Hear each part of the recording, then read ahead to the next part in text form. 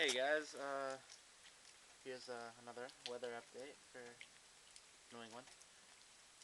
Snow's gone, as you can see from this, but it's about 30, it's like 28, 30 degrees out Fahrenheit, and it is raining, which means it's freezing rain, which means when the rain hits the ground, it turns to ice.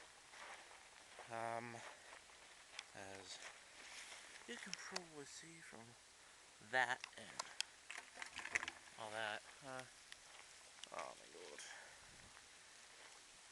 It's pretty much horrible weather. It makes these branches hang down because of the weight of the ice. It only just started. And, it's all ice. Just pure ice.